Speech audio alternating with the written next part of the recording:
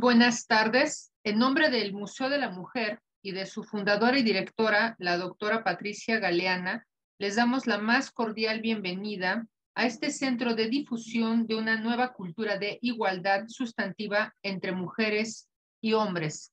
El día de hoy tenemos la conferencia virtual Violencia hacia las mujeres en la literatura mexicana, en conmemoración del Día Internacional de la Eliminación de la Violencia contra las Mujeres. Esta conferencia la imparte la doctora Leticia Romero Chumacero. Me permito leer su semblanza. La doctora Leticia Romero Chumacero es profesora investigadora de la Universidad Autónoma de la Ciudad de México, donde fue coordinadora académica. También ha impartido cursos en el Instituto Nacional de Bellas Artes y la Universidad del Claustro de Sor Juana. Es miembro del Sistema Nacional de Investigadores de México y doctora en Humanidades con líneas de investigación en teoría literaria. Ha colaborado en revistas académicas de España, Estados Unidos y México, así como en más de 25 libros colectivos sobre literatura y género. Ha presentado más de 75 ponencias o conferencias de carácter nacional e internacional. Es autora de los libros Laura Méndez de Cuenca, 9 estampas en torno a una escritora singular, publicado en el año 2018. La pluma es para mí una alma, para mi alma, discúlpeme, una necesidad. Testimonios de mujeres sobre escritura creativa, editado en el año 2017, y una historia de zozobra y desconcierto, la recepción de las primeras escritoras profesionales en México, 1867-1910, publicada en el año de 2016, entre otras. Como una mención especial, el día de hoy nos acompañan de la Secretaría de la Cultura del Gobierno de la República, la licenciada Cookie Montelongo Valencia, directora de Capacitación Cultural, y pues donde vamos a tener también la presencia y participación de centros de readaptación social para mujeres del estado de Sonora, de KGM Obregón y de Hermosillo, Sonora, que pues nos han contactado para ser partícipes de esta conferencia. Al final de la conferencia les daremos uso de la palabra. Muchísimas gracias, licenciada Cookie Montelongo, por estarnos acompañando. Doctora Leticia Romero, por favor, haga uso de la palabra. Adelante. Doctora Gloria Luz Alejandra, muchas gracias. Gracias al Museo de la Mujer por la invitación. Envío un saludo calurosísimo hasta Cajeme y Hermosillo. Muchas gracias por su interés y presencia en esta actividad. El tema, como sabrán ustedes, es la violencia en la literatura. La violencia contra las mujeres específicamente. Bueno, en sentido estricto hay varias formas de acometer el tema, desde la manera como se representa la violencia en la literatura hasta la forma sistemática en la que las escritoras pudieron haber sido, y de hecho fueron muchas de ellas, violentadas. Entonces, he traído una presentación para darle un poco de visiblemente elementos al público que gentilmente nos acompaña para que nos pueda ir siguiendo en esta exposición. He dicho ya, pues, que se trata de una conferencia sobre el tema de violencia hacia las mujeres en la literatura, específicamente en la mexicana, aunque mencionaré por ahí a algunas escritoras y personajes literarios que no son propiamente en nuestras letras. Primero hay que decir que la violencia implica varios estratos. No solamente es la violencia física, que podría ser la primera que llegara a nuestra mente cuando hablamos del tema, sino ciertamente la violencia de corte emocional, pero también económica, política y simbólica. Todas estas, de diferentes maneras, han sido ejercidas contra mujeres que se han dedicado a la escritura creativa. Un poco esto es lo que vamos a ilustrar. Y para hacerlo me resulta de utilidad hacer de manera muy, muy somera una explicación relativa a lo siguiente. quienes nos dedicamos a la literatura, a los estudios literarios, para ser más precisa, a la hora de revisar, de analizar, de interpretar la literatura, lo hacemos a partir de tres instancias. Uno es el contexto de producción, es decir, la circunstancia en la que se puede escribir una obra literaria. Otra es propiamente el análisis de la obra. Y finalmente, la que tiene que ver con el contexto de recepción, es decir, con la forma en la que ese texto escrito, ese texto con una intención estética, finalmente llega a un lector o una lectora. Bueno, esto me sirve, como digo, de manera sucinta para explicar lo que sigue. Me detengo específicamente en la primera de estas instancias, el contexto de producción de la obra literaria. Cuando nos acercamos a aquí la pregunta sería, ¿qué podemos ver respecto de las formas en las que se ha ejercido violencia contra mujeres en el ámbito literario? Bueno, una muy concreta, que acaso les resulte más o menos conocida por el caso al que me voy a referir, consiste en la falta de oportunidades formativas destinadas a mujeres que durante muchos siglos permearon la docencia en un sentido amplio, ¿no? En todo Occidente el acceso de mujeres a la educación fue muy tardío. En nuestro país no hay una excepción. Las primeras universitarias que obtuvieron grados los obtuvieron en los últimos años del siglo XIX y eran unas cuantas. Nuestra primera médica, por ejemplo, Matilde Montoya, nuestra primera abogada, Asunción Sandoval. Sin embargo, hubo otras mujeres, muchas otras, que en algún momento tuvieron el interés en formarse académicamente y lo hicieron. Había ciertos contextos en los que podían acceder a una educación, digamos, hoy llamaríamos básica, ¿no? Una educación que se cifraba en básicamente aprender a leer y escribir, a sumar y a restar y desde luego el catecismo. Y digo desde luego porque era una educación muy ligada a la religión. Así pues, aunque estos rudimentos formativos podían estar al alcance de algunas mujeres, ciertamente ellas, hasta antes del final del siglo XIX, no estaban, por lo menos en nuestro país, en condiciones de llegar a los ámbitos universitarios. Tan es así que, y aquí traigo a colación el caso, Sor Juana Inés de la Cruz, Juana Inés de Asbaje, que tuvo interés en llegar a la universidad al saber de manera muy clara que no iba a poder hacerlo por ser mujer, decidió en algún momento, y lo refiere en la respuesta a Sor Filotea, una carta que escribe, entre otras muchas cosas, para hablar de su vocación literaria. Ella refiere que al saber que no podía estudiar en la Universidad de México, en la Ciudad de México, en la etapa novohispana, pensó en la posibilidad de vestirse de hombre para venir a la Ciudad de México y aquí entrar a la universidad. Es decir, tener que disfrazarse de algo que no era, porque lo que sí era estaba vetado. ¿Sí? Una forma de violencia muy clara y que supuso una educación rudimentaria para muchas escritoras mexicanas a lo largo de los siglos. Entonces, en lo tocante al contexto de producción, que como he dicho antes es adverso, lo ha sido durante mucho tiempo, podemos considerar este otro elemento, los estereotipos de género que indican estas ideas que nos establecen lo que supuestamente las mujeres debemos ser, ¿no? Dentro de este ideario sobresale el concepto del ángel del hogar, esta idea de que las mujeres somos fundamentalmente las encargadas del trabajo doméstico y del trabajo de cuidados, cuidados en un sentido amplio, cuidados de la infancia, pero también de la vejez, por ejemplo.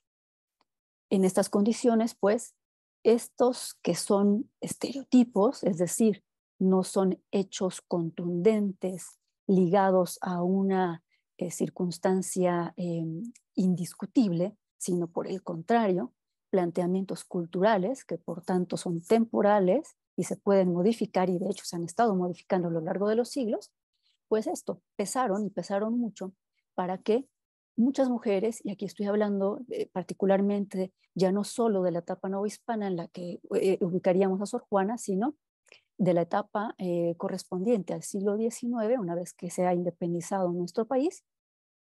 En ese contexto, pues, en el que, insisto, no fue sino hasta el final del siglo cuando accedieron a la educación universitaria y pudieron obtener grados, bueno, es esto. Con lo que se topaban era con la idea muy generalizada, muy insistente, de que ellas fundamentalmente tenían que dedicarse a su hogar, no a escribir, no a llevar a cabo actividades fuera de su hogar. Porque se asumía que el ámbito doméstico le correspondía a las mujeres y el ámbito público a los varones. Así pues, si la escritura implicaba literalmente llevar la palabra al ámbito público, pues esto, la respuesta era no, ustedes tienen que estar en casa, ¿no? Entonces los estereotipos de género aquí también jugaron un papel muy importante. ¿De qué manera respondieron estas mujeres? ¿De qué manera respondió Sor Juana? ¿De qué manera respondieron otras monjas? ¿Cómo lo hicieron las escritoras decimonónicas, es decir, las del siglo XIX? Bueno, pues lo hicieron procurándose los rudimentos que alcanzaron cada una en sus circunstancias de educación. Pero, y el dato me parece muy importante, no solo los buscaron, los procuraron para sí mismas, sino que eventualmente, al percatarse de la relevancia de poseer elementos que les permitieran defenderse en la vida, muchas de ellas se dieron a la tarea de acercarse a una de las profesiones que les podía dar de manera más contundente, más clara, el vehículo pues para apoyar a las demás también, la educación. Entonces, hay una cantidad muy importante de mujeres dedicadas a la docencia ya en el siglo XIX, añado entre paréntesis, no que no las hubiera antes, de hecho, en varios conventos mexicanos, bueno, novohispanos, para ser precisa, eh, se, eh, se impartían algunas clases. Sabemos que, por ejemplo, en San Jerónimo, donde vivió Sor Juana, había niñas que entraban para aprender, ya lo dije antes, lo básico, a escribir un poco, esto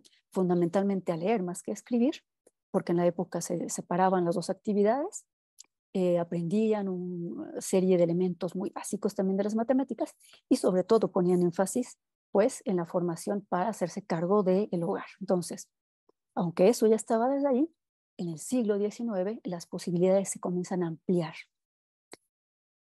En parte porque terminan muchas de las guerras intestinas y contra potencias extranjeras que libró nuestro país una vez que se independizó de España, pero también porque se comienzan a abrir instituciones de educación superior para mujeres.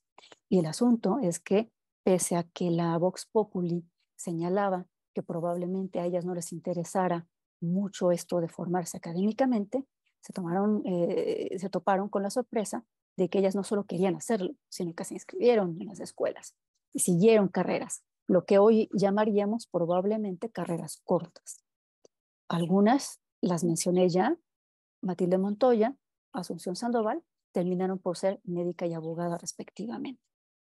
Años 80, años 90 del siglo XIX. Entonces, otro de los contextos, refería yo, en los que ellas posaron su mirada y decidieron desarrollarse fue el educativo. Así pues, estrictamente como profesoras comenzaron a impartir clases para niñas y en esas condiciones estuvieron en posición de responder estos estereotipos a los que me he referido un poco antes. Bueno, pues esto. Las hay médicas un poco más adelante, pero en una primera instancia enfermeras y las hay además profesoras. ¿Por qué precisamente estas dos responsabilidades de carácter profesional? Bueno, en buena medida porque, ya lo dije antes, el ideario de la época establecía que las mujeres fundamentalmente llevaban a cabo actividades de orden doméstico, pero también de cuidado.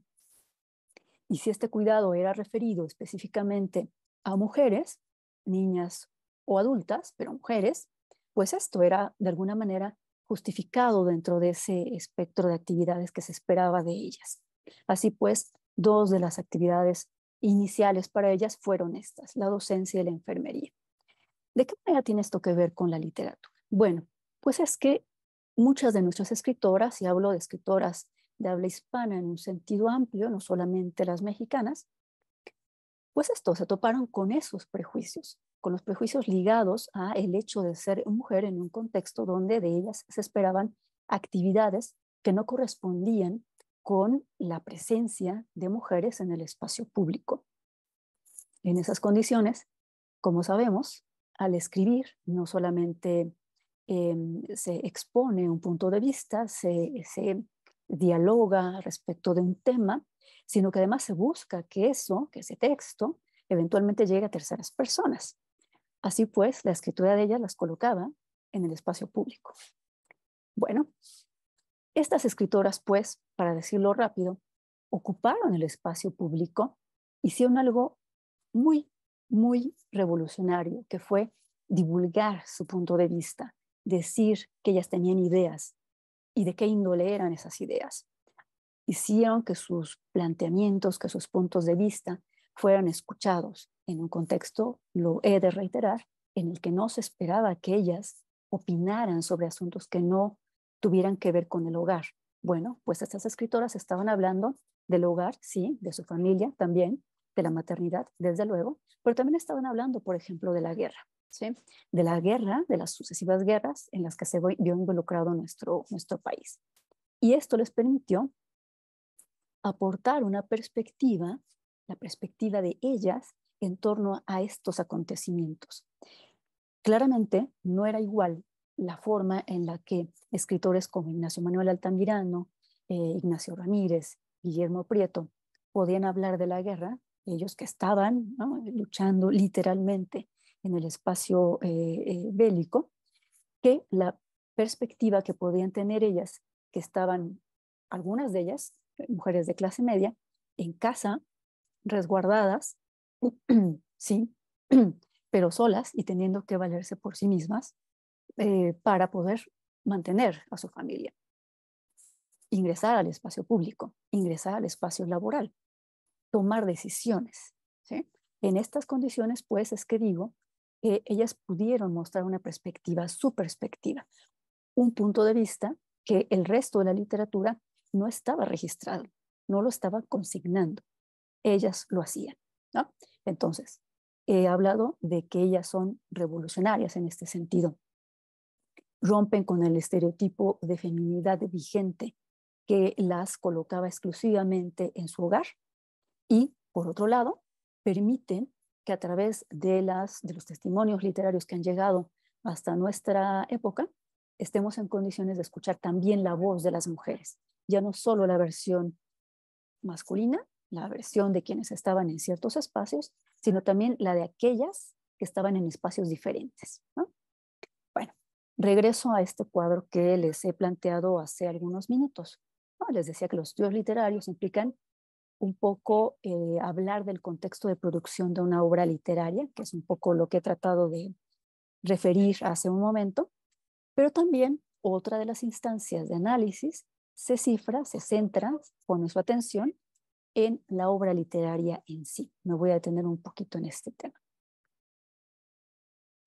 Virginia Woolf, una escritora británica, en un trabajo que publicó en 1929, se llama Una habitación propia o un cuarto propio, aborda una serie de circunstancias ligadas a la manera en la que las escritoras están o no en condiciones de ejercer esa profesión, la profesión de escritora. Habla de que ella considera que lo idóneo es tener un espacio propio y recursos económicos suficientes como para poderse dedicar de lleno a la actividad con con la misma seriedad, con la misma disciplina que requeriría cualquier otra actividad profesional. Unos años después, de hecho décadas después, una escritora chicana subraya un hecho. Dice, sí, estoy de acuerdo en que lo idóneo sería tener un cuarto propio y cierta cantidad de libras a la mano para poderse mantener con cierta holgura. Esto, sin embargo, también en los espacios y en los estratos sociales donde no tenemos ni una cosa ni la otra, podemos y debemos escribir, debemos expresarnos. Tengo para mí, pienso, que Virginia Woolf estaría de acuerdo con ella y estaría de acuerdo porque justamente su libro, Una habitación propia, este libro de 1929, trata de expresar que todos estos todas estas puertas cerradas, todas estas ventanas cerradas que fueron con las que se toparon muchas escritoras cuando iniciaban su carrera. Ella habla particularmente de escritoras del siglo XIX, muy al principio del siglo XX. Pues esto, tenían que ser puestas en tela de juicio, tenían que ser cuestionadas. Y para ello había que tener convicción, había que tener confianza. Y entonces, entre sus planteamientos, establece el siguiente. Sí, hay que tener una habitación propia y recursos económicos. Sí, desde luego, pero no de manera física, para decirlo de alguna forma, sino lo que esto representa. ¿Qué representa la habitación propia? Representa la posibilidad de pensar una misma, una sola, sin que tenga que obedecer los designios de una tercera persona. El padre, el marido, los hijos, ¿sí? Que tengan la posibilidad de decir lo que piensan sin tener que preguntar o pedir permisos. ¿Sí? ¿Para qué serviría lo económico? Bueno, amén de lo obvio, ¿no? De poder conseguir eh, una circunstancia de cierta holgura que permita la dedicación de tiempo completo. Ella refiere esto también con un significado, digamos, metafórico. El dinero aquí representaría también la posibilidad de moverse, de salir de lo cotidiano, de no estar encerradas en el espacio doméstico únicamente, pero que incluso si estamos en el espacio doméstico, estemos en condiciones de dedicarle tiempo, tiempo de calidad a la escritura como lo hacemos en cualquier otra profesión, es decir, asumirla como una profesión.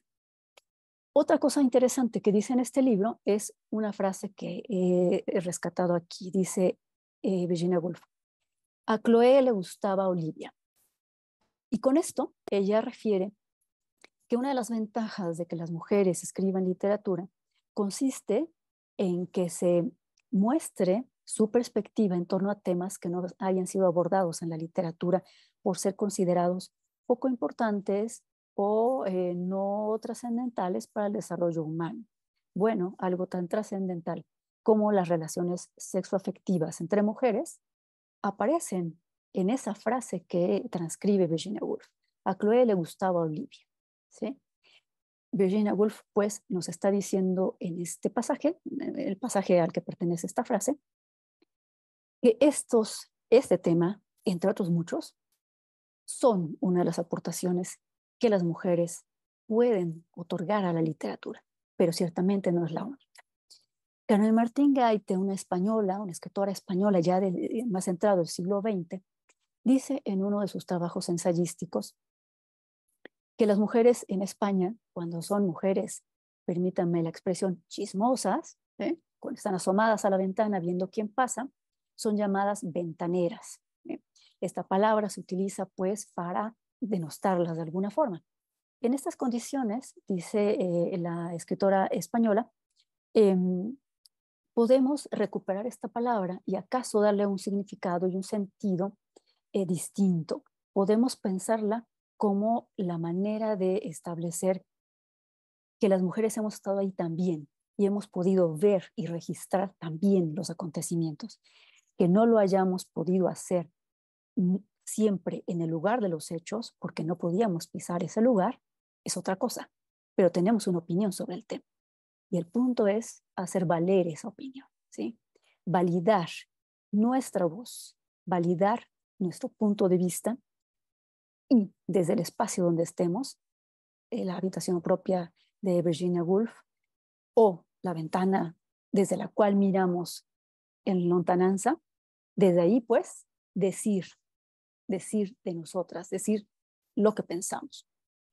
En un sentido similar, una escritora mexicana, Nelly Campobello, escribe en un libro muy bello, un libro que contiene una serie de pequeñas narraciones, un libro que se llama Cartucho, habla de la circunstancia revolucionaria en Durango.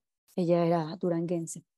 Bueno, su personaje principal en Cartucho es una niña, una especie de alter ego, una especie de otro yo de Nelly Campobello, una niña que se llama Nelly también. Desde luego no lo escribe cuando la autora era niña, más bien recrea la forma de pensar de una niña. Y su personaje, Nelly, está asomada a la ventana y está viendo desde allí el acontecer de la revolución frente a su casa. El personaje no podía estar corriendo ahí entre los revolucionarios, ciertamente, pero sí podía ver y podía hablar de eso. Podía, por ejemplo, referir cuán interesante le resultaba ver, válgase lo que voy a decir ahora, que puede resultar esto muy fuerte en un contexto como es el nuestro, en este país, pues, pero ver a una persona muerta tirada en la calle, ¿sí?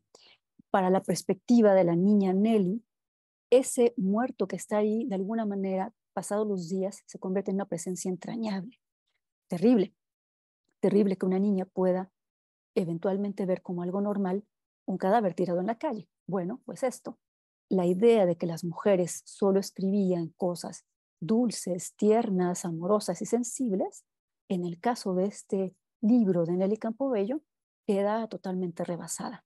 Un personaje femenino infantil puede referir un hecho así de serio. Una niña que es también una ventanera, si seguimos la expresión de Carmen Martín Gaite. Pero podemos decir que no son las únicas. Muchas escritoras han abordado temas ciertamente muy duros, temas difíciles de expresar a veces. Una de ellas es una de mis escritoras favoritas, Laura Méndez, en Lefort, de Cuenca, cuando se casó con un hombre de apellido Cuenca, según se ocupaba en la época, ¿no? Ponerse el D. Entonces, bueno, Laura Méndez eh, publica una serie de cuentos en periódicos que eventualmente reúnen un solo volumen, se llama Simplezas ese libro, lo publica en 1910, lo publica en Francia, ella, Laura Méndez era mexicana, pasó una temporada en Europa, y traigo a colación su libro porque el título es toda una provocación, el título es Simplezas, y es todo menos simplezas. En el libro habla de una mujer asesina, habla de una mujer que vende a sus hijos, a su hija concretamente, la prostituye. Habla pues de circunstancias complejas y el asunto es que la generación con la que se educó Laura Méndez es una generación que tenía la convicción, me refiero básicamente a los hombres, aunque también a muchas mujeres, tenía la convicción de que la escritura de mujeres era una escritura fundamentalmente amorosa, una escritura que rebosaba de sensibilidad ligada al tema de la maternidad, por ejemplo, al matrimonio, pero no desde una perspectiva erótica y mucho menos sexual, sino desde la perspectiva de formar una pareja para cumplir con el cometido vital de las mujeres, que desde esa perspectiva sería brindar más hijos a este país, ¿no? Bueno, en esas condiciones los personajes de Laura Méndez son otra cosa. Hay mujeres que son profundamente vanidosas, hay mujeres que son muy educadas, pero son mal vistas por el pueblo donde viven. Hay pues mujeres que son muchas cosas, pero no son simples. Sus circunstancias no lo son. Y esto lo pongo como un ejemplo también de la manera en la que las violencias en la literatura son resignificadas por las mujeres. Ellas le dan la vuelta a la idea de que somos las mujeres puro amor y pura bondad y dicen, no, somos seres humanos. Y al ser seres humanos, la forma en la que nos expresamos en la literatura y la forma que le damos a nuestros personajes en la literatura tiene que incluir todo esto también, porque también eso somos. ¿Sí? Esto que puede parecernos muy obvio, no necesariamente lo ha sido a lo largo de la historia de la literatura. De las mujeres se esperaba ternura, no sangre. ¿Sí? Esto me lleva a otra posible connotación de la idea de la violencia contra las mujeres en la literatura, y consiste en la forma en la que esa violencia ha sido representada. Aquí pienso fundamentalmente en cómo ha sido representado en textos escritos por varones. Y traigo a colación aquí dos obras clásicas de la literatura, Madame Bovary, disculpen ustedes, eh, que entre otras cuestiones aborda el caso de una mujer que, amén de otros permítanme las comillas, defectos, porque así los ve la voz narrativa dentro de la novela, tiene el correspondiente a que le gusta leer, ¿no? Esto pareciera que es un exceso. Una mujer, ¿por qué tendría que leer? Dirían los personajes de la novela. Bueno, ella y Ana Karenina, que es el personaje principal de otra novela, se nos presentan como dos mujeres personajes femeninos, quiero decir, que hacia la parte final del siglo XIX están propuestos como personajes que rompen con estereotipos también, salvo que en estas obras literarias, a diferencia de algunas de las que he referido anteriormente, estos personajes femeninos, Madame Bovary y Ana Karenina, son castigados. Al final de la novela, en los dos casos, los personajes terminan mal. Pareciera que los autores necesitaban dar un escarmiento a esas voces disidentes. Eso es interesante. He dicho ya que hay escritoras que le han dado la vuelta a esta lectura, que lejos de castigar a sus personajes, lo que hacen es representarlos como son, como somos las mujeres, ¿sí? No la bondad que se nos atribuye como de manera intrínseca, la capacidad para cuidar que se nos atribuye de manera intrínseca, la capacidad para alimentar. Se dice que somos nutricias, pues sí, lo somos en un cierto sentido, podemos eventualmente alimentar a una criatura, ciertamente, pero eso, digamos que no tendría por qué asignar nuestra vida toda, no tendría por qué convertirse ese hecho físico en un hecho simbólico que nos marcara de manera constante absolutamente a todas las mujeres. Bueno, pues esto, así como Laura Méndez en 1910 publicó Simplezas y habló de esas otras mujeres que no eran en efecto simples, sino complejas, que eran esos personajes femeninos a veces oscuros, a veces rudos, a veces poco amables, cuestionables acaso desde una perspectiva ética. Bueno, pues esto, así como las mostró a ella, otra escritora mucho, mucho más reciente, Fernanda Melchor, una escritora veracruzana, actualmente viva, actualmente activa, nos presenta personajes también rasposos, duros, dolientes. Ella tampoco hace concesiones a esta idea de feminidad tradicional, al contrario, la cuestiona. El caso de Fernanda Melchor me sirve para poner, sumado al de Laura Méndez, el ejemplo de estas escritoras que no suscriben el estereotipo de feminidad tradicional, sino que buscan, como quería Virginia Woolf, hablar de realidades concretas que nos competen, que nos constan a nosotras.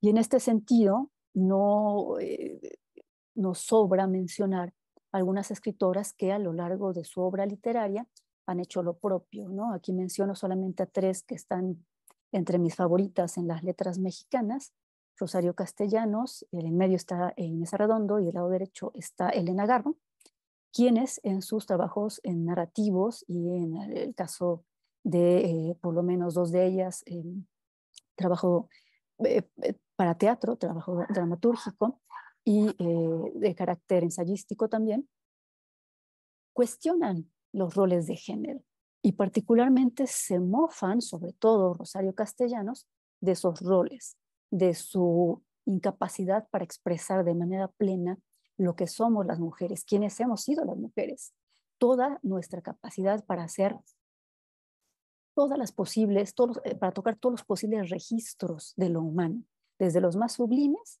hasta los más dolorosos, todos. Y sin tocarse el corazón lo han expresado en sus obras literarias, las tres.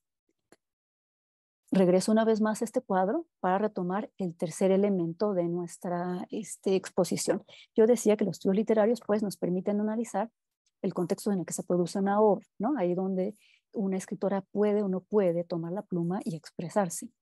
La obra en sí, es decir, el texto, lo que el texto dice, pero también, y ese es el tercer elemento al que me quiero referir, el contexto en el que se lee la obra, es decir, cómo esa escritora, cómo su obra es aceptada, hasta qué punto y de qué manera por el público que la lee. Bueno, ¿Cómo miramos a las escritoras? Me pregunto acá. La imagen que está de fondo otra vez es la de Laura Méndez de Cuenca. Y la traigo a colación por lo siguiente. Es probablemente el primer caso que yo conozco de acoso sexual que tenemos registrado en las letras de este país. ¿En qué consistió esto? Bueno, Laura Méndez, cuando era una mujer muy joven y vivía en la Ciudad de México, ella era del Estado de México, estaba viviendo en la capital del país con una de sus hermanas. Las dos eran mujeres muy jóvenes, eran estudiantes, llevaban a cabo algunos trabajos para poderse mantener. Y en esas condiciones, bueno, Laura pasaba a momentos por tramos muy complicados en lo económico. Entonces, una de sus opciones para eventualmente allegarse a alimentos, lo básico, consistió en pedir en la escuela donde ella estudiaba, la Escuela de Artes y Oficios para Mujeres, pedir unos boletos que se otorgaban a las estudiantes, boletos para que pudieran entrar al comedor. Y pues esto, comer algo. Bueno, Laura pedía ese tipo de boletos, como los pedían muchas otras de las jóvenes que estaban estudiando allí. En tales condiciones, Laura Méndez, años después, refiere que cuando solicitaba los boletos, el director de la escuela pedía favores sexuales a cambio de los boletos. ¿Sí? Nos sonará muy conocido a muchas mujeres, seguramente. Buscar algo a cambio de un apoyo que por lo demás, era un apoyo que se ganaba ella porque era una estudiante y era una muy buena estudiante. Y aún si fuera pésima estudiante no hubiera importado. ¿Sí? No tenía por qué pedirle algo de esa índole. Bueno, en esas condiciones, he de decirles quién era el director de la escuela. Probablemente el nombre les suene conocido porque es, entre otras cosas, el nombre de una de muchas calles a lo largo y ancho del país. Es don Guillermo Prieto, uno de los escritores más reconocidos del siglo XIX mexicano. Pues bien, según la versión de Laura Méndez expresada a uno de sus colegas de pluma, es decir, a otro escritor años después, Guillermo Prieto, que era una de las figuras medulares de las letras mexicanas desde entonces, no solo ahora, desde entonces, ese señor le pedía eso a cambio de darle boletos para que pudiera comer. Escritora, joven, estudiante. Otro caso que también merece traerse a colación es el de Elena Garro. Elena Garro está narradora, dramaturga y ensayista y poeta también, que durante algunos años fue la persona con la que estuvo casado Octavio Paz, un escritor también muy importante, también poeta, ensayista y bueno, autor de algunas narraciones breves por ahí. Bueno, Elena Garro ha cargado con una suerte de leyenda negra porque a propósito de 1968 y los acontecimientos relativos a la matanza de estudiantes del 2 de octubre de ese año en la Ciudad de México, en la Plaza de las Tres Culturas, hubo quien la acusó de haber de alguna manera apoyado esos hechos. Yo solo quisiera decir al respecto esto. Quien tendría que cargar con una leyenda negra de esta índole es la serie de personas que tuvieron decisión acerca de lo que pasó allí. Personas que hasta la fecha siguen impunes. Personas que en algunos casos siguen todavía, digamos, gozando de esa impunidad. No diré nombres, pero sabemos quiénes son y sabemos que esas personas son las que en todo caso tendrían que pagar incluso el costo simbólico, no solo el costo legal, sino el costo simbólico de haber apoyado una brutalidad de ese orden, no una escritora. En última instancia, ella no tuvo nada que ver con los hechos que tuvieron lugar el 2 de octubre del 68. Y sin embargo, se le ha cargado a ella este asunto, al grado de que tuvo que exiliarse del país durante varios años. Otro caso mucho más reciente en el sentido de nuestro conocimiento de él, de este caso, es el que protagonizaron en su momento cuando eran mujeres muy jóvenes y escritoras en ciernes, escritoras en formación, y que asistían a un taller literario muy importante, son Elena Poniatowska y Tita Valencia. Elena Poniatowska, la que está en la foto de arriba, Tita Valencia, la que está en la foto de abajo. Las dos tomaron un taller literario en diferentes momentos con un maestro jalisciense que gozaba y goza de mucha fama, de buena fama, un estupendo escritor, por lo demás hay que decirlo, que, insisto, impartía un taller literario. A ese taller iban ellas, entre otras personas, escritores y escritoras. Bueno, eventualmente, como ocurre con alguna frecuencia, el profesor aprovechó su circunstancia jerárquica respecto de estas mujeres jóvenes que apenas iniciaban, ya no digamos en las letras, sino en la vida, para eventualmente hacer de ellas sus novias o sus parejas extraoficiales, porque de hecho él estaba casado, y dejar huella en la vida de las dos de diferentes maneras. Tita Valencia escribió a propósito de esto un libro que se llama, que tiene un título que suena muy raro, casi esotérico, es Minotauromaquia, donde habla justamente de esta relación y de lo que para ella supuso en su juventud. Y no necesariamente lo deja bien parado, más bien pareciera, y creo que coincidiríamos con ella, pues una persona que abusó de la circunstancia, insisto, jerárquica que le favorecía. Y por otro lado, Elena Poniatowska, que durante muchas décadas mantuvo en silencio este tema, de hecho, hasta donde yo recuerdo, quien lo mencionó un poco de soslayo fue él mismo. Habló de Juan José Arreola en sus memorias, las memorias que le dictó a uno de sus hijos, refiere la existencia de una relación con la maestra Poniatowska cuando ella era muy joven. Bueno, ella en una de sus obras más recientes le da a este hecho una connotación mucho más, eh, mucho más vergonzosa, no para ella, sino para él. De ser cierto lo que ella refiere en la primera parte de su novela, de esta novela reciente, en 2 volúmenes, no solo habría salido con ella, sino que además la habría forzado. ¿Sí? Es decir, no estaríamos hablando solo de una relación consensuada, sino eventualmente, en algún momento, incluso de una violación. ¿Sí? Traigo a colación esto porque pareciera a veces, cuando pensamos en las escritoras en general, en los escritores, que son como seres algo etéreos, que están en un contexto totalmente lejano al que vivimos el resto de las mujeres. Y no es así. Las mismas taras, las mismas formas de abusar de la condición, por ejemplo, docente, que puede expresarse en una escuela de otro orden, como le pasó a Laura Méndez al final del siglo XIX, en los años 70 del siglo XIX, pues esto, a mediados del siglo XX les pasó a estas 2 mujeres. Y estoy cierta de que seguramente les seguirá pasando a muchas otras mujeres el día de hoy, sean escritoras o no. Y esta es la parte que quiero subrayar.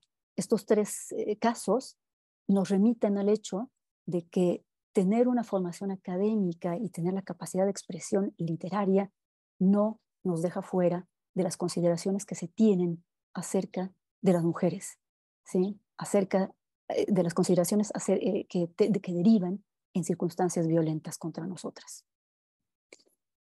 Ahora, ¿qué hacemos con esto? ¿Nos ponemos a llorar? ¿Hacemos un drama? No.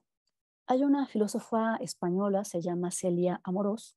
Ella, entre otras cosas, de una enorme lucidez, dice que en un momento dado, después de tener conciencia de esta circunstancia de desigualdad constante que acompaña a todas las mujeres, insisto, más allá del estrato económico en el que hayamos nacido y al que hayamos arribado a nuestra adultez, que una vez, pues, teniendo esa conciencia, lo que hay que hacer es dejar atrás el memorial de agravios, es decir, la lista de puertas cerradas, la lista de agresiones, no para negarlas, no para olvidarlas, sino estrictamente para hacer algo que nos permita ir a otra cosa. Y entonces, Celia Amorós, ella haciendo una investigación acerca de las mujeres que hacen filosofía, y en nuestro caso podemos llevarlo perfectamente al ámbito literario, pues esto, ella propone que de entrada hagamos una revisión de quienes han estado allí. Y cuando digo esto, me refiero no solo a las escritoras, sino a las propias mujeres de nuestra familia, por ejemplo. ¿Qué circunstancias les tocó vivir a ellas? ¿Cómo tuvieron que sortear sus problemas cotidianos, económicos, simbólicos, de violencia física, de violencia verbal, de la índole que haya sido? ¿Qué podemos aprender de eso? Sean mujeres a las que recordemos con cariño o no.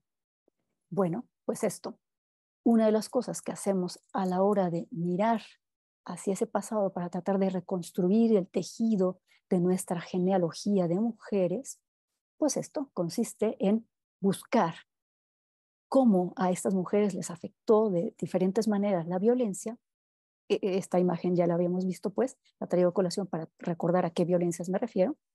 Y una vez habiendo establecido de qué orden fueron esas violencias, llevarlo hacia el otro terreno del que habla Celia Amorós cuando nos dice hay que dejar a un lado el memorial de agravios. Buscar a las predecesoras, esa es una opción, la opción de tejer genealogía, de mirar a las que nos precedieron en el terreno que sea, ya lo dije, puede ser el terreno familiar, el terreno profesional, en mi caso el terreno literario, desde luego, aprender de las soluciones que ellas le dieron a la circunstancia con la que tuvieron que lidiar. En el caso de las escritoras, en el caso de otras mujeres, leer, interpretar, buscar aquello que crearon. Desde los textos literarios que hicieron nuestras escritoras hasta recuperar, por mencionar solamente un detalle que acaso les interese, acaso no, o no todas nos tiene que gustar la cocina, pero por ejemplo eso, las recetas familiares, ¿sí? Recuperar este tejido que parecía perderse cada que nos sentimos dolidas con la forma en la que somos tratadas por ser mujeres. Hay otras formas en las que nos tratan por una serie de condiciones de raza y de clase y de geografía en la que hayamos nacido, etcétera, sí, de condición socioeconómica, etcétera, sí. Hoy ya hablamos de una interseccionalidad, es decir, de diferentes circunstancias que nos marcan y a veces nos excluyen, o más bien sirven para que nos excluyan, para que quedemos fuera de muchos espacios. Pero aquí me estoy deteniendo específicamente en la condición de ser mujeres. Y en ese sentido, pues, la lectura de las obras de otras mujeres, pero como digo, por lectura entendamos interpretación, no solo lectura de libros, sino interpretación de ese pasado, nos puede dar pistas para ver cómo afrontar esas violencias y cómo establecer nexos con todas ellas, con todas nuestras antepasadas. Valorar sus obras implica también valorar las nuestras, dejar de repetir esta idea de que las mujeres entre nosotras nos pateamos, nos llevamos mal, este dicho espantoso de mujeres juntas ni difuntas es verdaderamente de una misoginia increíble y es además un dicho, un refrán cargado de falsedad. Por supuesto que podemos estar juntas en muchos contextos, no en todos, somos seres humanos y podemos también no llevarnos con toda la gente, hombres o mujeres, pero el hecho de que se nos enseñe, que se nos socialice respecto de la idea de entrada de que no podemos socializar, no podemos vincularnos con otras mujeres, es nefasto. Bueno, rompámoslo, miremos a las otras y construyamos con ellas y valoremos lo que hacen, valoremos a través de ellas lo que nosotras hacemos. Y en el caso de la literatura, también lo que hacemos es divulgar esa obra, es decir, no solo recuperarla, valorarla, sino ponerla en juego el día de hoy, traer a colación esa literatura, por ejemplo, y decir los nombres de estas mujeres, decir que han escrito, leer los textos de ellas, mostrar cómo representaron a otras mujeres, reconocernos en ellas o no, pero ver que ahí estuvimos también. Y entonces, con base en todo esto, lo que hacemos es retomar esas experiencias. Yo aquí propongo algunas formas de retomar las experiencias de las mujeres a las que me he referido en los minutos previos, ¿no? Esta idea de la solidaridad, o como decimos las feministas, la sororidad entre mujeres, ¿no? La vinculación afectiva, cariñosa y constructiva entre mujeres. No solo pues es curarnos de manera individual, sino curar a las demás, por curarnos la posibilidad de acompañar ese proceso juntas. También hacer valer la creatividad que tuvo Sor Juana para decir qué deseaba ella. Ella deseaba aprender y tuvo que decidir ingresar en un convento para poder hacerlo, porque sabía que en su contexto casarse habría implicado servir a alguien más, domeñar sus deseos, eh, orientar sus intereses personales, en este caso además profesionales, hacia las actividades del hombre con el que estuviera. Y entonces decidió no estar con hombre alguno, irse a un convento. Bueno, esa creatividad, ese darle la vuelta al problema, el tesón que tuvieron las escritoras del siglo XIX para que, pese a que sus contemporáneos les decían, ustedes son sobre todo el ángel del hogar, ellas dijeran, pues sí, puedo ser el ángel del hogar, pero además puedo escribir y puedo publicar lo que escribo y puedo discutir sobre política. Claro que puedo. Pero también el valor de Laura Méndez para contar su versión de las cosas, cuando años después de la forma grosera, vulgar, absolutamente eh, indignante con que la trató Guillermo Prieto, ella haya dicho, esto pasó y que estemos en condición de creerlo.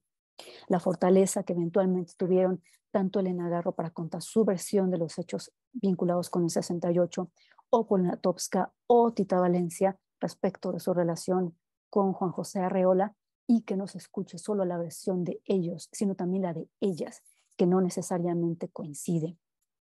Pero también la ironía de Rosario Castellanos, que se burlaba, se reía de la forma en la que nos tratan de convencer desde que somos muy pequeñas de que nos corresponde, por ejemplo, hacernos cargo de la cocina. ¿Sí? Tiene un texto bellísimo que se llama Lección de Cocina, donde el personaje femenino se acaba de casar y con una ingenuidad maravillosa trata de freír un bistec, pero como ella nunca ha frito en su vida un bistec, no tiene idea de que hay que ponerle un poco de aceite a la sartén y hay que ponerle algún condimento, mínimo sal a la carne. Entonces lo que ocurre es lo que podemos suponer, termina quemándose la carne, pero mientras ese proceso se está llevando a cabo, ella está reflexionando acerca de todos los mitos que le han enseñado, todas las ideas que le han hecho creer, ¿no? Relativas a que ser mujer implica saber ciertas cosas, como por ejemplo saber cocinar, ¿no? Bueno, ella se ríe, se mofa de esto, pero también la sensibilidad, digo, acá rasposa, dura, contundente, frontal de Inés Arredondo, que representa aspectos de lo femenino muy oscuros, muy complejos, que de los que también podemos y debemos hablar. Y las otras posibilidades de retomar que quisiera comentar respecto de lo que he estado diciendo hasta ahora, serían estos últimos, ¿no? La lucidez de Virginia Woolf para motivar a otras a tomar la pluma para escribir, pero esto lo podemos llevar a otros terrenos, es motivar a otras personas, otras mujeres concretamente, a expresarse, a decir sus deseos, sus intereses, sus convicciones, sus ideas. La capacidad de todas las que he mencionado hasta aquí para redefinir lo que implica ser mujer, qué iban a entender ellas por ser mujer, ya no el estereotipo que les habían enseñado en casa y en la escuela y en todos los espacios donde transitaban, sino otra manera de ser humano y libre, dice Rosario Castellanos. Pero también la indignación con la que Fernanda Melchor expresa la violencia brutal, brutal que se vive en este país en la época contemporánea, pero también las ventanas, estas maravillosas ventanas por las que podemos ver hacia otros terrenos que nos plantean Carmen Martín Gaite y Nelly Campobello. Es decir, la posibilidad de no quedarnos dentro del espacio y calladas, al contrario. Con esto, pues, me gustaría concluir la charla y bueno, la doctora Gloria Luz Alejandre seguramente les dará la palabra para que puedan comentar, preguntar, cuestionar lo que necesiten hacer. Solo quisiera terminar diciéndoles que por favor piensen en la literatura no como ese espacio elitista en el que están unas cuantas personas que tuvieron la suerte de formarse académicamente y pasar el tiempo hablando de cosas lindas, sino como una representación de lo que implica para nosotras, o lo que me parece que podría implicar para nosotras, la posibilidad de cuestionar los roles de género y de darle la vuelta a ideas de sometimiento, a ideas de cautiverio. Como diría una de nuestras queridas maestras, la doctora Marcela Lagarde, esa serie de cautiverios que se han colocado en torno a las mujeres a lo largo de toda nuestra vida y que van desde el hogar hasta los espacios mentales en los que nos impelen a meternos. Entonces, en esas condiciones, vean, les sugiero, la literatura como una posibilidad de gozo, de expresión y de aprendizaje. Muchas gracias, doctora. Muchísimas gracias, querida doctora Leticia Romero, por este espléndido trazo histórico en el cual las mujeres del siglo XIX y siglo XX han vivido situaciones de violencia y lo manifiestan, lo reflejan en sus obras literarias como una forma de expresión eh, artística, como es la literatura, con toda esa densidad de vivencia puesta en ella. Y hay varios comentarios y hay agradecimientos y felicitaciones. De la Letra Escarlata nos dicen buenas tardes, somos la Letra Escarlata del Cerezo de Ciudad Obregón. Muchas gracias, aquí estamos presentes. Mari Cifuentes nos menciona, gracias por esta presentación. Kiko de la Rosa envía saludos desde España. Yarak Navegante nos envía saludos desde Morelos. Aleida Sandoval Hualito menciona saludos cordiales. Leticia Araceli menciona excelente temática. Sara Cifuentes también comenta, las palabras dan libertad y mucho poder. Aire Gines menciona, es una pregunta, excelente ponencia. Mi pregunta es, ¿se podría decir que lo simbólico en la obra de las mujeres son sus propias vivencias y no solo lo imaginario narrativo? Y una segunda pregunta de la misma persona, ¿existía una esencia en común entre las escritoras? Es decir, alguna característica, detalle, condición, vivencia, etcétera. Otro comentario para tomar nota de Elena Morena. A veces se olvida de contextualizar la obra de las autoras con su presente y pregunta, ¿cuáles serían las implicaciones de no hacer este ejercicio al estudiar sus textos? Eh, Otra pregunta, voy a reunir 5 preguntas, de Pacifa BZ. ¿Cuáles pueden ser, o cuál puede ser más bien, una estrategia significativa para recuperar la vida y obra de las mujeres como un acto de sororidad? Y finalmente comenta Mari Cifuentes, creo que dijiste algo muy importante y significativo para mí.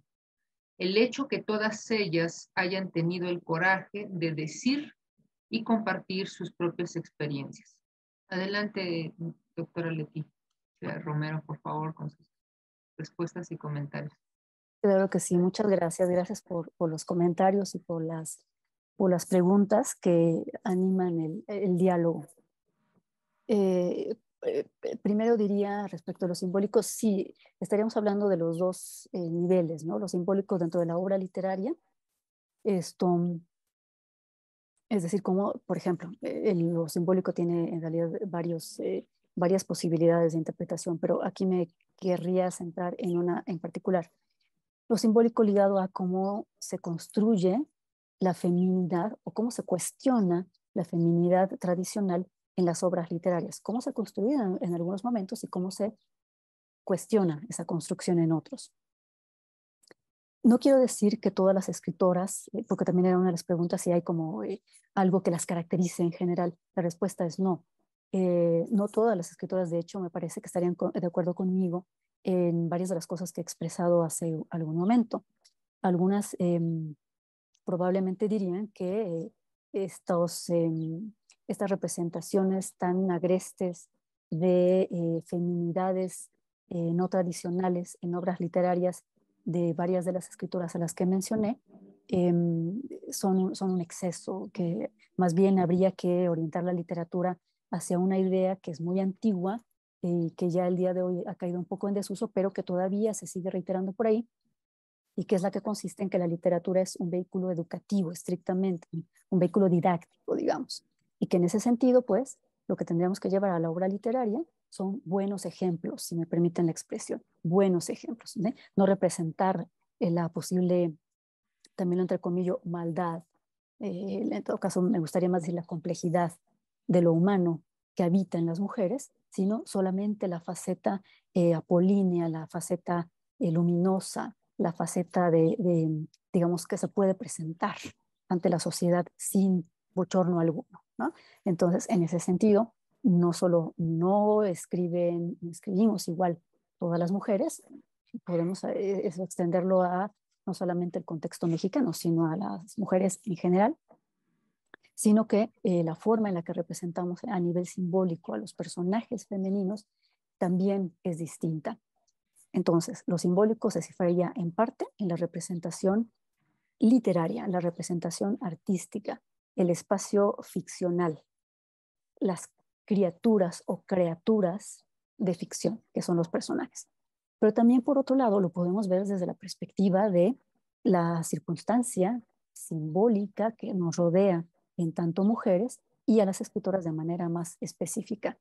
Si históricamente se asumió que la escritura era una actividad intelectual por antonomasia, entonces se tendría que haber asumido, como se asumió durante mucho tiempo, que no era una actividad propia de las mujeres, porque de las mujeres se esperaba sensibilidad, emoción, pero no intelecto, ¿sí? Lo cual desde luego no es solo injusto, sino totalmente erróneo.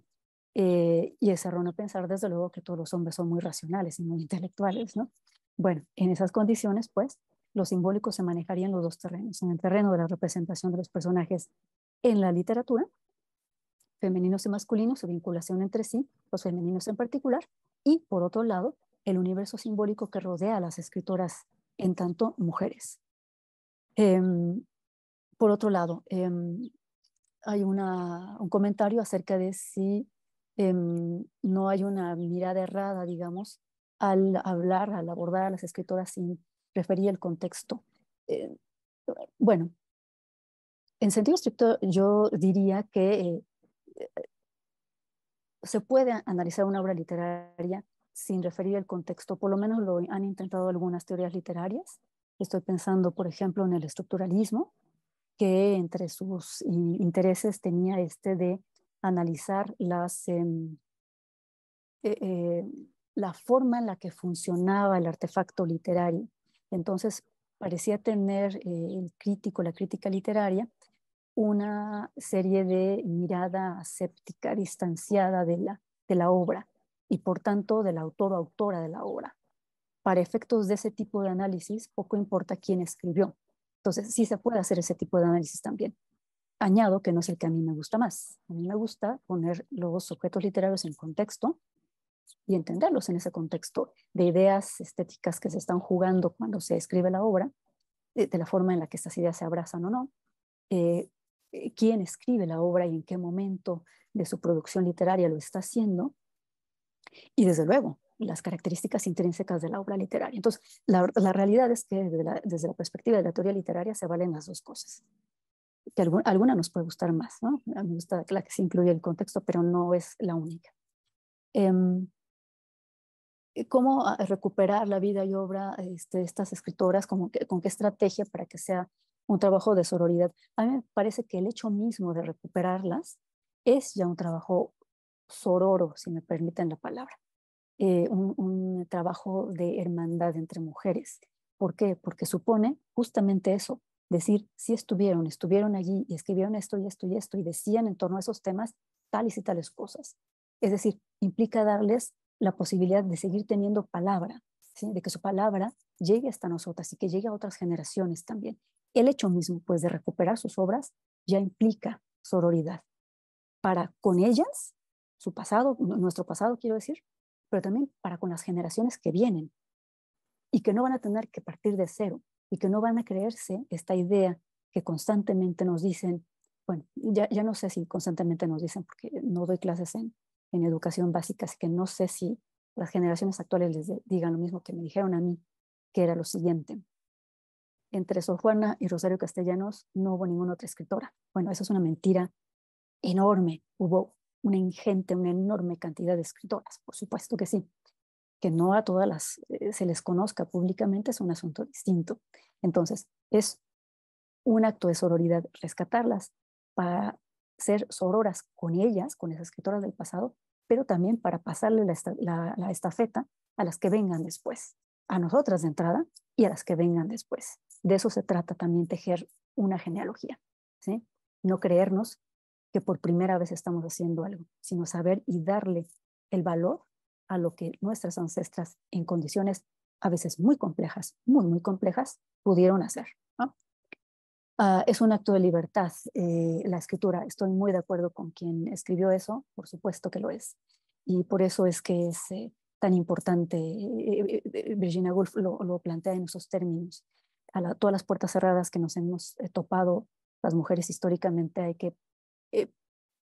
plantearles una respuesta, y la respuesta puede ser, entre otras, esto, la palabra. A través de la literatura, en el caso del tema que nos compete hoy, pero no solamente a través de esa vía. Y no sé si ya respondí, creo que todas, creo que sí. Sí, doctora Leti. Hay otra pregunta de Pacife BZ y también están pidiendo la palabra en la sala. Ahora regreso a la sala. Pregunta ella, ¿es relevante que nosotras desde nuestros espacios cotidianos nos apropiemos de los medios para escribir las vivencias y transmitirlas a las mujeres de nuestro entorno como una forma de expresión y sanación? Adelante, doctor. Muchas gracias. Sí, claro que sí.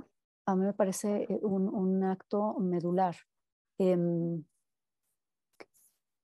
Hay contextos más favorables para la escritura creativa, diría Virginia Woolf, cuando una tiene ya un cuarto propio, una habitación propia, y se refiere, insisto, no solo a tener un cuarto físico, sino simbólicamente a tener un espacio donde se puede reflexionar, donde uno no tiene que pedir permisos para decir, para pensar, etcétera.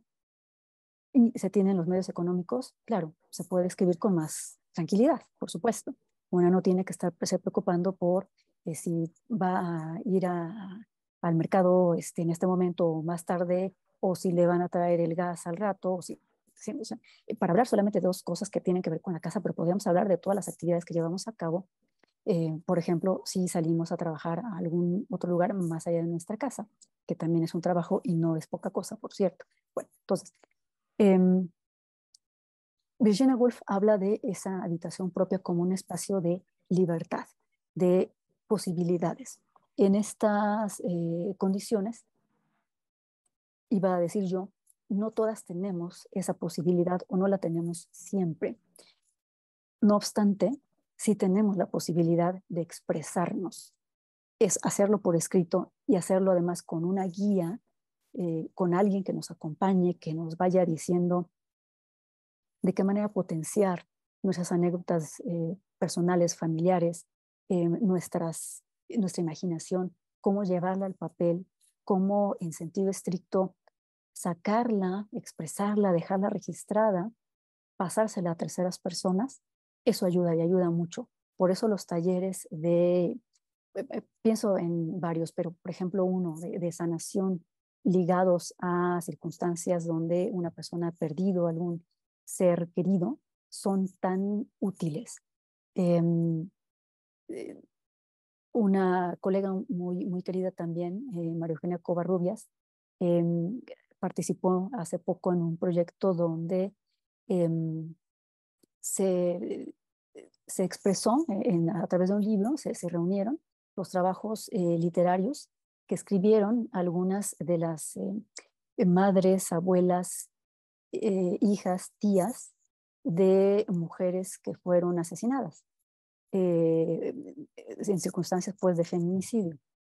Bueno, pues esto, el ejercicio supuso para estas mujeres eh, abrazadas de dolor, tremendamente lastimadas por lo que les pasó a sus hijas, hermanas, sobrinas, etcétera, supuso la posibilidad de darle sentido otra vez a la vida.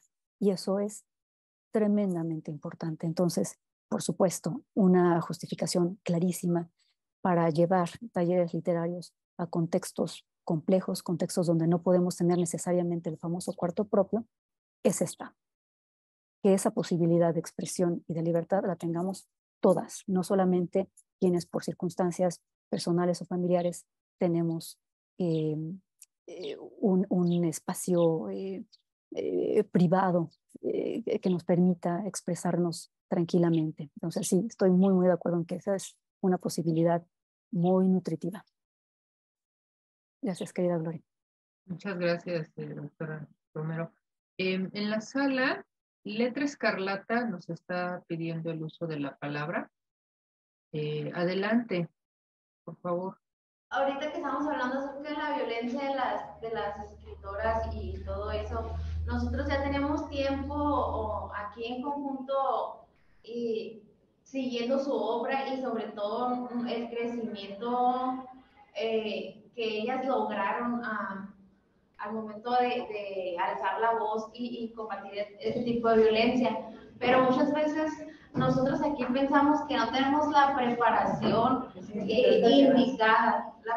indicada, para poder enfrentar la situación de la violencia y igual que ellas, pues a estas escritoras reconocidas.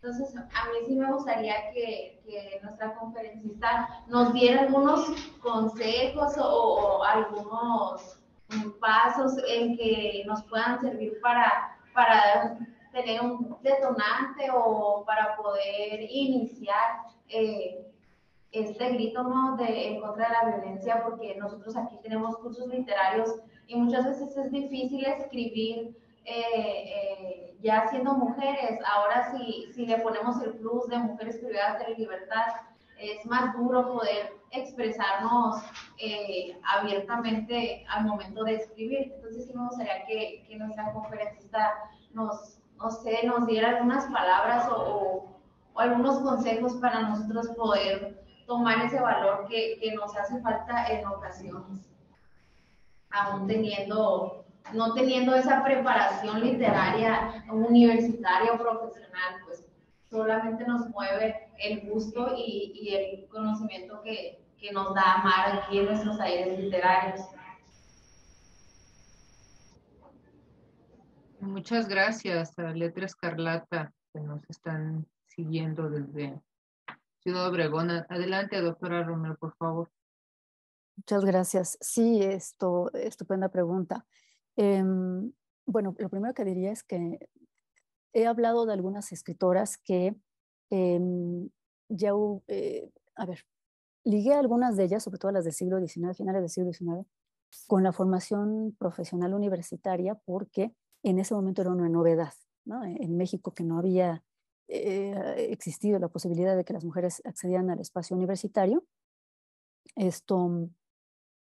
que las hubiera, que se atrevieran a llegar hasta esa instancia y que la llevaran a buen término, fue una novedad. Por eso las referí en ese contexto. Sin embargo, hay que decir que no todas las escritoras de las que he hablado ahora son universitarias.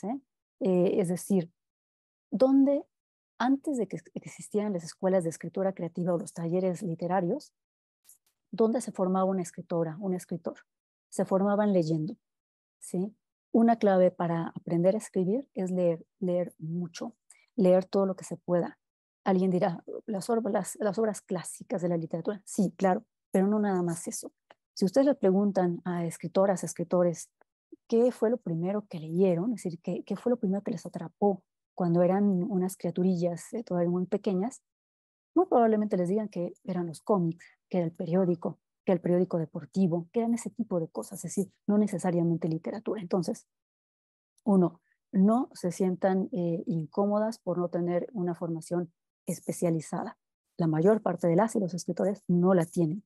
Lo que tienen tras de sí es una cantidad enorme de lecturas. Entonces, eh, una referencia, digamos, si les interesa eventualmente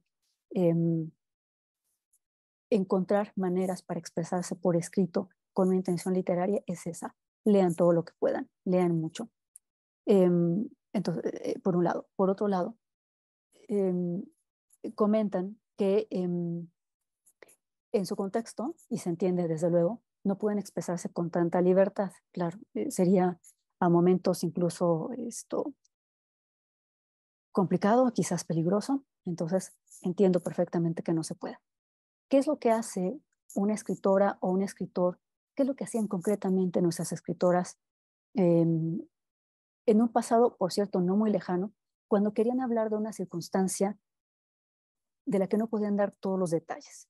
Me detengo en el caso de Tita Valencia en Minotauromaquia, este libro donde habla de su relación juvenil con su profesor de creación literaria, por cierto. Bueno, como no podía poner el nombre de este escritor tan importante, tan conocido, tan renombrado en la obra, lo que hizo fue establecerlo, presentarlo desde una perspectiva mitológica, simbólica, velada. Lo importante es que lo hizo. Entonces, en ese segundo tema, lo que yo les sugiero es que en los contextos en los que no puedan hablar directa y abiertamente del tema y no puedan, por ejemplo, poner nombres o fechas o circunstancias precisas, pero si quieren hablar literariamente de eso, lo envuelvan en elementos que permitan identificar de manera velada para quienes tengan las claves elementos, hacer una lectura simbólica, interpretar el planteamiento simbólico que ustedes hacen, pero sí escribirlo, ¿sí? Aunque no pongan de manera directa y clara los nombres. Plantéenselo desde esta perspectiva, lo que ustedes están escribiendo es ficción, no es necesariamente un documento periodístico, ¿sí? Eventualmente tal vez sí lo hagan, pero si en este momento no pueden, denle la vuelta.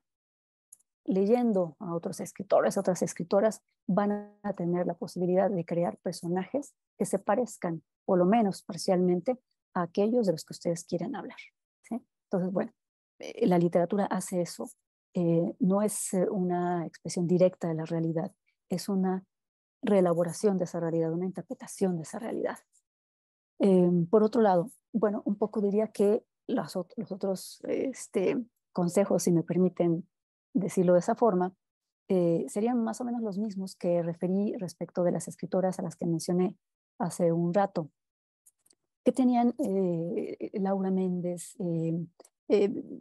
Elena Poniatowska, Inés Arredondo, Elena Garro, Rosario Castellanos, la propia Nelly Campobello, cuando deciden escribir sobre los temas escabrosos sobre los que escriben, tenían convicción, tenían deseo de escribir, tenían vocación por la escritura. Hay una escritora del siglo XIX, Refugio Barragán de Toscano, que es de Jalisco, era de Jalisco. Sí, era de Jalisco, pero vivió en Colima. Doña Refugio Barragán de Toscano quedó viuda muy joven y a cargo de 2 niños. Bueno, amén de que le gustaba trabajar y le gustaba escribir, ya para ese momento, siendo viuda, tenía que hacerlo, ya no era solo que le gustara, tenía que hacerlo. Bueno, en uno de sus textos ella dice, la pluma es para mi alma una necesidad, es decir, su vocación era tal que no podía no hacerlo. Si ustedes tienen vocación por la escritura, así sea una vocación centrada en la intención de dejar registro de su circunstancia, de su manera de entender esa circunstancia, no se sientan incómodas porque no saben todavía manejar tal vez bien la construcción de frases. Ustedes escriban, ¿sí? De nuevo, se aprende a escribir escribiendo y leyendo muchísimo, viendo, analizando lo que está en torno nuestro, siendo muy observadoras, para que a la hora de crear los personajes que ustedes quieran crear, lo hagan con muchas dimensiones, que no sean buenos y malos, sino con todos los matices que tenemos los seres humanos, ¿no? Para que sean más verosímiles. Entonces, bueno, les diría eso. El valor, el tesón, la confianza. No pierdan la confianza en lo que ustedes pueden decir, porque lo que ustedes pueden decir, se los aseguro, no es lo mismo que podemos decir quienes estamos aquí, por ejemplo. Yo, que estoy en este momento teniendo el placer de charlar con ustedes. Ustedes tienen una serie de vivencias que yo no tengo y la voz de ustedes tiene tanto valor como la mía y tiene que ser registrada, ¿sí? Entonces, no desconfíen de lo que ustedes pueden hacer.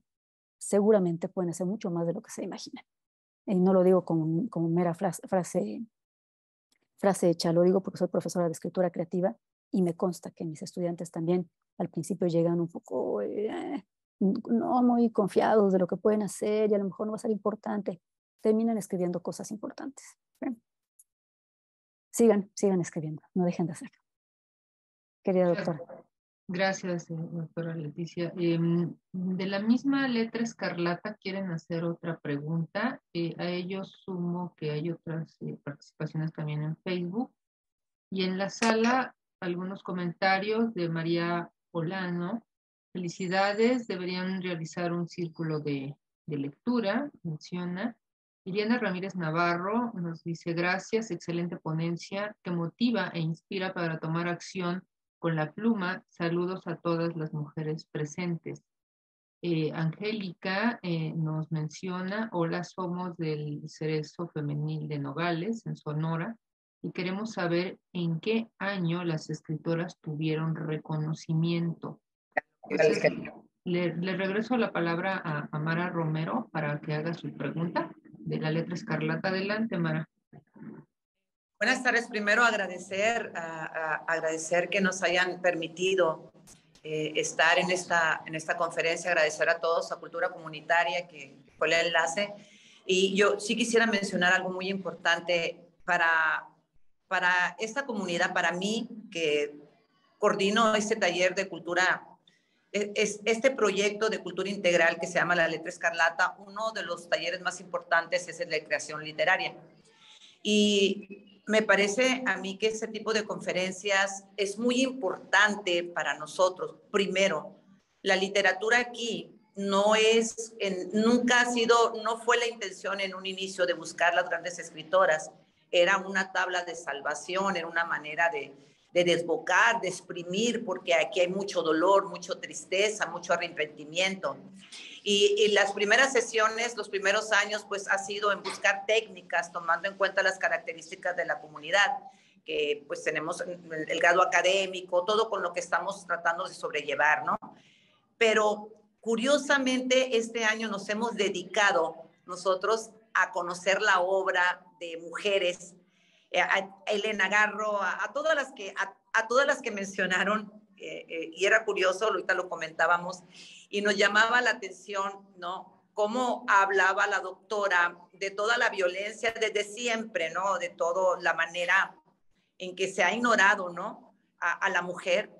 Pero nosotros platicábamos y fue algo que a nosotros nos molestaba bastante, como la gran Elena Garro, ¿no? Elena nosotros la queremos mucho, como Elena Garro en el pleno siglo XX no solamente se le margina por haber hablado, ¿no? Por haber contado su versión, sino se ha disminuido la estatura literaria de Elena Garro por paz, ¿no?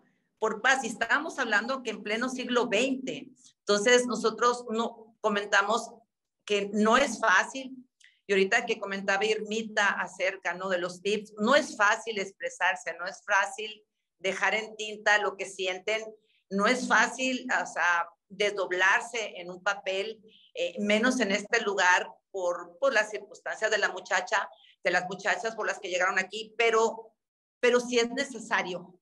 Y escuchar a la doctora, escuchar que la lucha inició hace mucho tiempo y agradecer porque sin lugar a dudas, en este momento, pese a que el lenguaje en ocasiones es un poco espeso para las muchachas, estoy tratando yo de traducir, por eso estaba con el teléfono yo por un lado, en el sentido de que tenemos que intentarlo.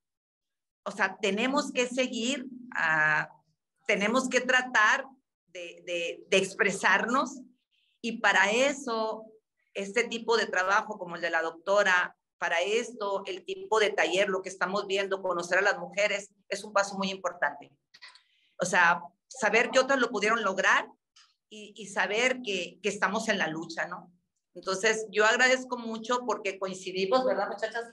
Coincidimos ahorita con muchos nombres y decir, bueno, si la bronca desde entonces, o sea, siempre ha estado y no termina. Vean a la gran Elena, vean lo que le pasó a la Poniatowska, ¿no?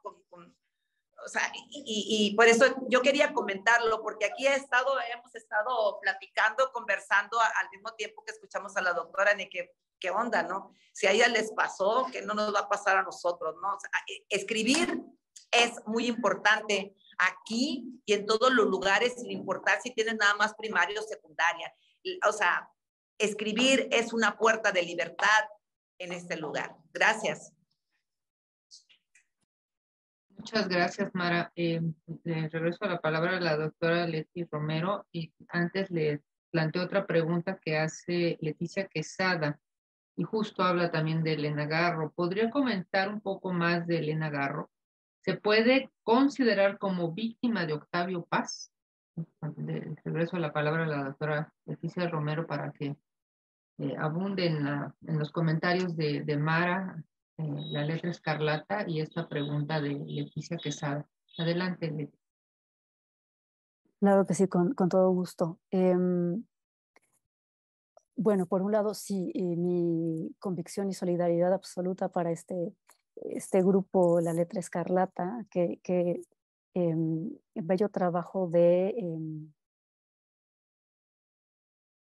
fijación de la memoria, pero también de recuperación de sí, de cada una de ustedes. Eso, en efecto, es lo que mueve a cualquier escritora, escritor a hacerlo, a escribir, pues. Dejar constancia de su paso por este mundo, por una parte, y por otra parte, interpretar lo que le está rodeando. Y a eso tenemos derecho todas las personas, independientemente de la circunstancia en la que nos encontremos. Entonces, de nuevo, sí, tomen la palabra y aprovechen la experiencia de otras, nútranse de ella, construyan a partir de ella para que ustedes puedan, que estén en condiciones pues de desarrollar en el espacio en el que se encuentran su versión de los hechos, de lo que sea que estén interesadas en contar, sea un hecho real o un hecho ficticio.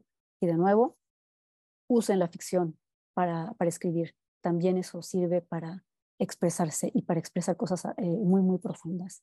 Entonces, bueno, le agradezco mucho a la maestra Mara que nos haya esto puesto en contexto y me alegra enormemente que estén leyendo a varias de estas escritoras, así que les habrá hecho sentido lo que estaba yo diciendo. Qué gusto. Me alegra muchísimo más que las lean porque son ejemplos enormes, ya no solo en términos personales, su desarrollo profesional, sino como escritoras. Son enormes. Entonces, sí, léanlas con toda la avidez del mundo y aprendan mucho de ellas.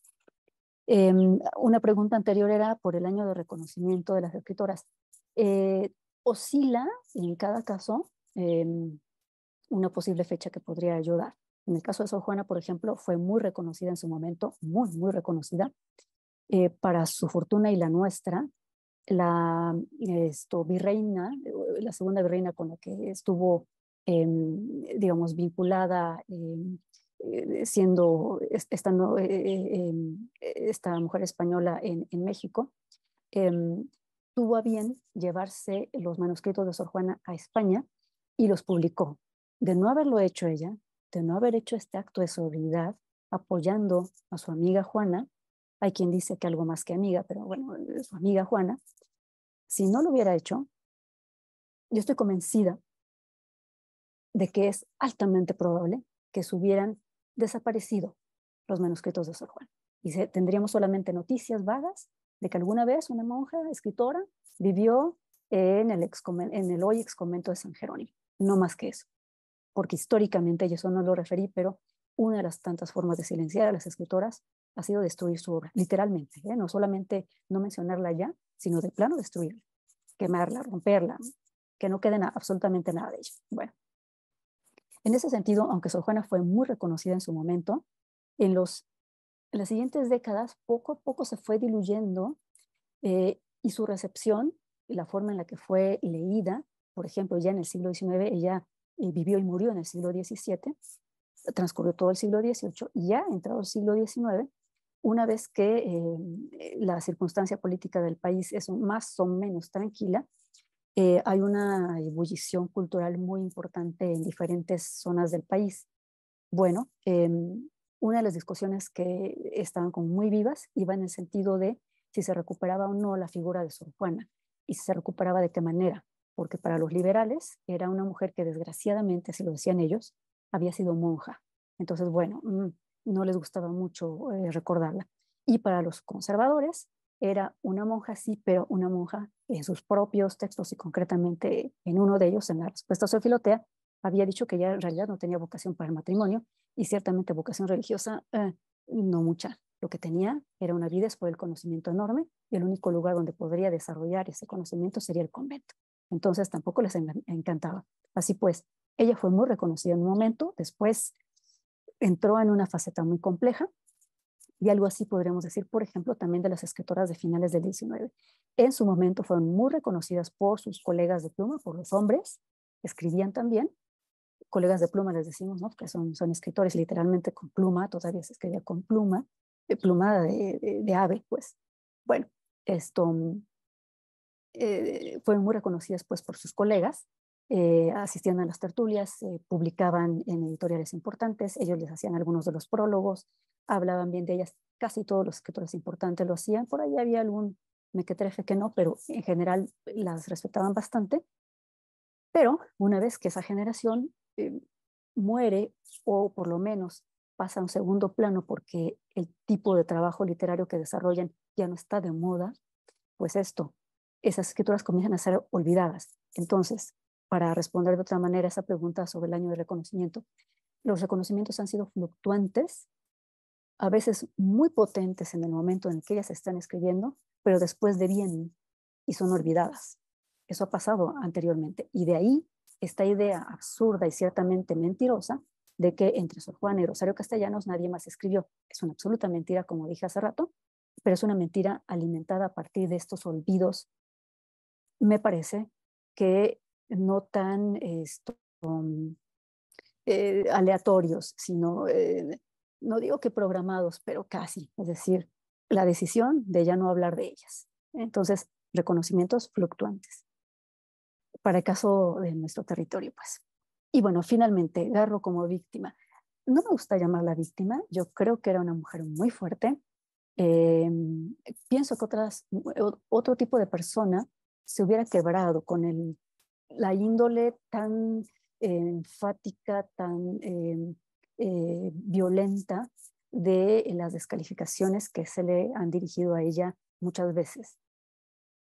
Entonces, en ese sentido, yo no la vería como una víctima, sí la vería como alguien que tuvo sobre sí, por un lado, esta leyenda negra ligada con el tema del 68, que no le perdonaban, incluso cuando regresó después de varios años, regresó a México en los 90s, todavía en las entrevistas le seguían preguntando por su participación en esos hechos y de qué manera ella había tenido que ver, o sea, seguían en ese mismo tenor.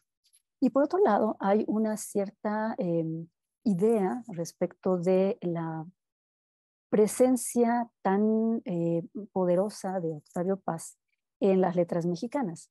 Guardadas las debidas proporciones, Paz es a una parte, digamos, la segunda mitad del siglo XX en México, lo que en la primera mitad había sido Alfonso Reyes, otra figura muy importante de las letras, y en la segunda mitad del siglo XIX, es decir, todavía antes, Ignacio Manuel Altamirano. Es decir, estos grandes patriarcas, y la palabra la uso con toda la conciencia, patriarcas de las letras, que a los que en parte por lo que hacían, en parte por lo que se imaginaba la gente que hacían, se les ha visto como figuras con un poder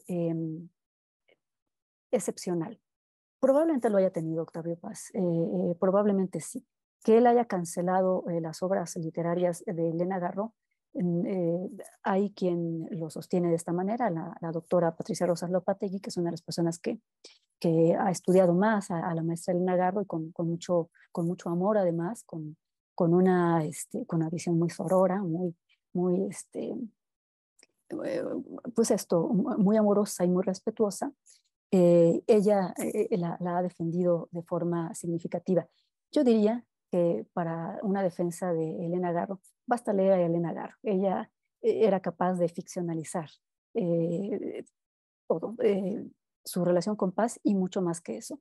Entonces, bueno, no me gusta la palabra víctima, yo solo diría que era una mujer muy ruda, que fue mal vista por una parte de la sociedad literaria mexicana, desgraciadamente y de manera injusta, ciertamente. Eso sí. Gracias, doctora. Muchas gracias, doctora Leti José Romero. Ya no tengo preguntas aquí de la de Facebook y de la sala.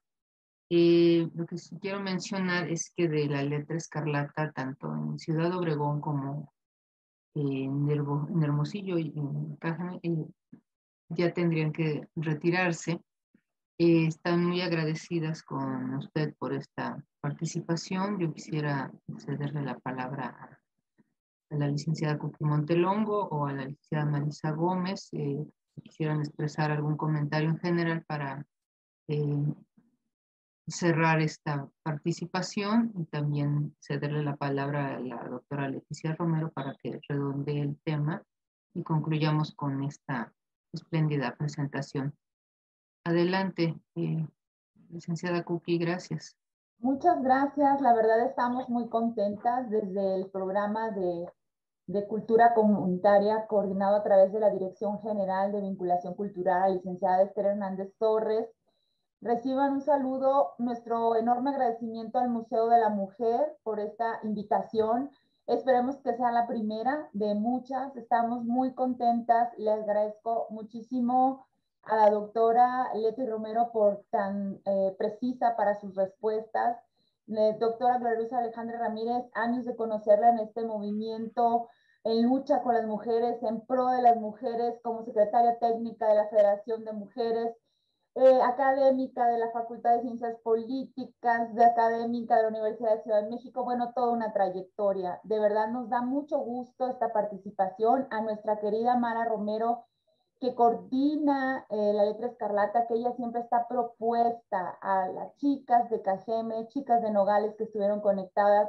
De verdad, muchas gracias, porque esta participación entusiasta por parte de ellas es la que nutre y la que queremos continuar con este tipo de charlas que nos permitan ustedes a través del Museo de la Mujer tenerlo.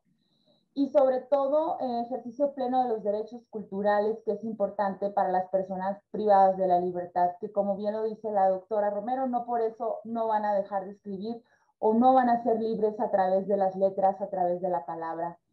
Marita, gracias de nuevo. Gracias a la licenciada Marisa Gómez, coordinadora de Arte más Movilidad. Gracias, Museo de la Mujer. Buenas tardes. Muchas gracias, Cookie. Doctora Leticia, para concluir su presentación, la licenciada Marisa Gómez quería hacer alguna intervención. Adelante, doctora Romero, por favor. Gracias. De acuerdo, muchas gracias. No, al contrario, para mí fue muy, muy placentero saber que iban a estar ustedes también presentes en esta charla, desde Cajeme y Nogales. Yo hace rato dije Hermosillo, Nogales. Saludos por allá. Bueno, solo reitero mi deseo profundo de que sus letras queden debidamente registradas, que sus palabras, sus vivencias también lo sean, y que encuentren en la literatura un vehículo para no solo expresarse y sentirse libres de muchas formas, sino también para construirse ustedes, para hablar del mundo que les está tocando vivir. En ese sentido, reitero también mi interés en que sigan ustedes leyendo, y ya que me han confesado que están leyendo a estas escritoras, pues sigan leyéndolas, sigan viendo en ellas modelos literarios a seguir, porque ahí van a encontrar muchos conflictos representados en la literatura desde hace ya mucho tiempo, de manera que se van a sentir muy acompañadas también por esas letras. Les agradezco a ustedes mucho, le agradezco enormemente al Museo de la Mujer la oportunidad de charlar en este espacio, que es otro espacio de sororidad y de construcción de redes, de tejer genealogías y de construcción también a futuro. Y bueno, a mi amiga querida, la doctora Gloria Luz Alejandre, te envío, querida Gloria, un abrazo enorme. Y pues esto, muchísimas gracias. Muchísimas gracias, querida Leti, por esta espléndida presentación y siempre por tu presencia, por tu sororidad y por tu apoyo para transmitir en este espacio pues todo tu conocimiento con relación a las mujeres y la literatura del siglo XIX y siglo XX. Y con ello damos por concluida esta presentación no sin antes agradecerles a todas y a todos las personas que nos han seguido a través de nuestras redes sociales e invitarlas a que nos sigan favoreciendo con su presencia. Muchísimas gracias, muy buenas tardes. Agradezco nuevamente a la doctora Leticia Romero Chumacero por su gentileza y su generosidad en esta presentación.